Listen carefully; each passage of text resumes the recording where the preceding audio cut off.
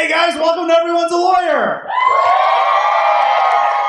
Alright, we're going to do a series of legal stuff for you guys, and then you guys are going to decide by a round of applause who should... Paul's serious because he put a thrift store sport coat on, so... We're going to start with a section called Is That Right? Comics. In this section, you weigh in on real legal matters. Why is considering a bill that bans cigarette sales to anyone under 100 by the year 2024? Is that right? Absolutely. And here's why. When you're over 100, it's hard to get laid, and nothing looks cooler than smoking. And any of you ladies, you know the deal. If you're at a bar and some old guy's just like, you're going to be like, I never thought I'd say this, but I'm going to fuck that 100-year-old. If you make it to 100 years old, you can smoke whatever the fuck you want. I'm going to concur with my associates here. First of all, if you're in Hawaii, you don't need cigarettes. You got the greatest cigarette of all. Active volcanoes. Go to the rim of one of those motherfuckers, mouth open, and you fucking have a good time. That's fucking God's nicotine, baby. Fucking magma. An Arizona lawmaker wants to install a porn blocking software that will require a person to prove they are at least 18 years old and pay a one-time fee of $20. The money raised will be used to fund the wall. Is that right? Yes.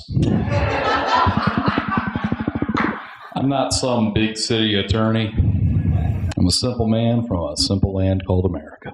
We do things a little different. We like our porn gross. Not Germany gross, but pretty gross. Gross enough to the point where I don't think an 18-year-old should look at the pornography that I enjoy so much. And do we need to build a wall? Absolutely. Let me ask you this. Do you want to go to Mexico on vacation knowing that people from Arizona can fucking get down there so easily? All right, what my dumb lawyer friend who beats off at Starbucks didn't tell you guys.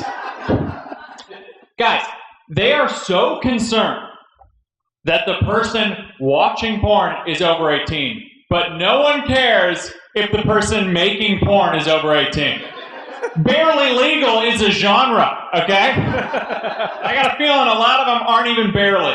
I think also if you're over 100, the fee is waived. If you can get hard... I got silenced by big media. Okay, there you go. Mainstream media is trying to silence me. If you're over 100, you can get hard. You can fuck anyone you want. You can just walk out in public and point at someone and show them your ID. Why are you late for work? This fucking 100-year-old guy just started pointing at me with a rock-hard boner in his sweatpants. You know the law. I choose you. Dude, if you would be 100, you could fuck whoever you want, you get a boner. We would all be eating so healthy. I would be the healthiest motherfucker. I wouldn't drink, I wouldn't smoke, I'd eat kale. You'd wait till you're 100 and just constantly check on all your old high school Facebook friends like, oh, this has been a long time coming, Katie, but this is gonna happen. Man, I'm just thinking about the reality of that law. I'd never leave the house after like fucking 1 p.m. Just fucking...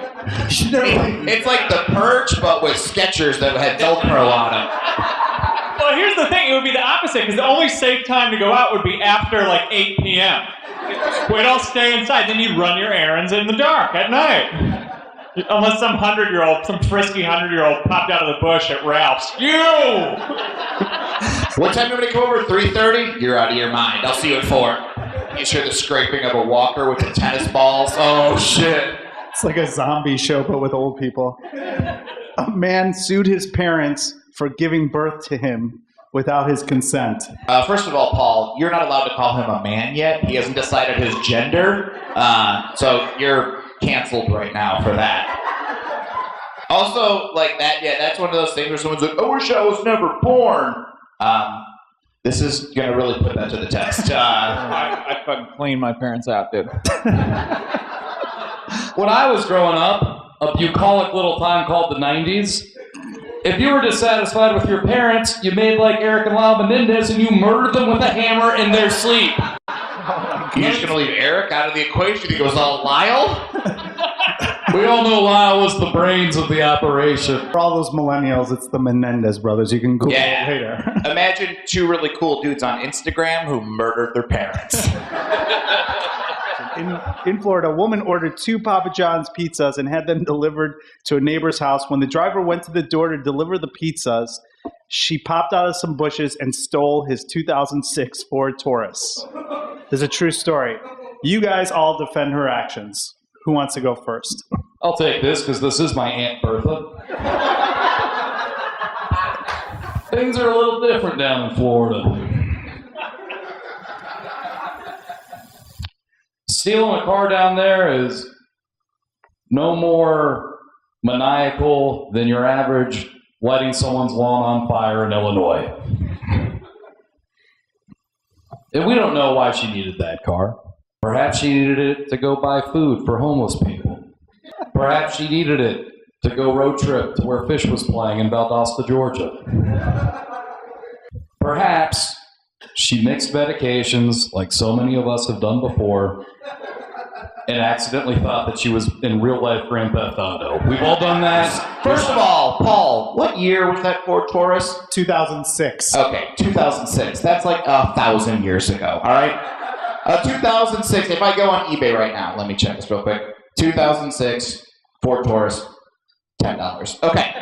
2 Papa John's pizzas, $35. So, clearly, the guy was like, oh man, they stole my car, but I got these 2 Papa John's pizzas.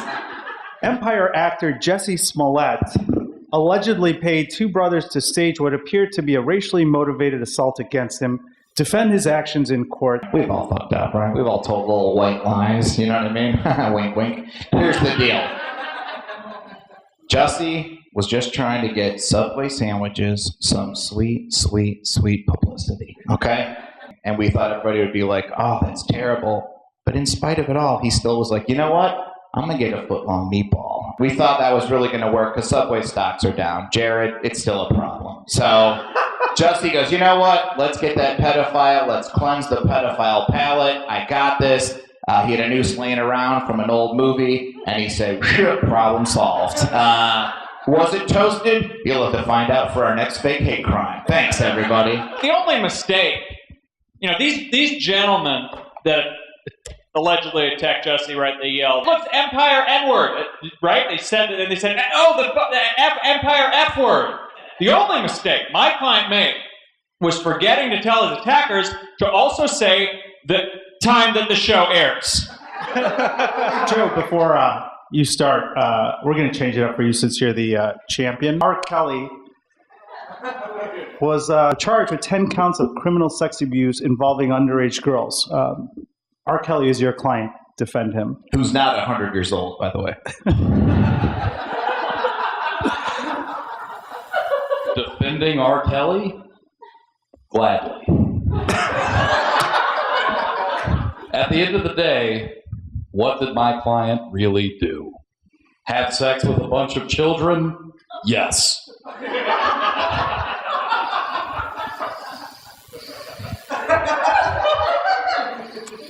I have backed myself into a corner here, rhetorically. He also peed on some of them, if that helps anything. How do we know that that lady he peed on didn't just suffer a jellyfish sting? On her face? On her face, where they fucking go for. Jellyfish are a scurrilous son of a bitch species. They'll go right for the face if you're covering your junk. There is a long, proud tradition of famous musicians having sex with children in this country. Jerry Lee Lewis married his 13-year-old cousin. And we still all bop around to Jerry Lee Lewis at the clubs. We don't. The clubs I had to go to, we do. Should R. Kelly go to jail? Absolutely. Should he go to jail for a long time? Probably.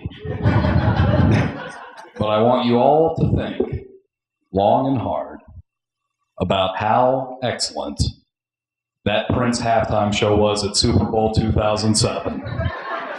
Everyone's so confused. It's called a bait and switch.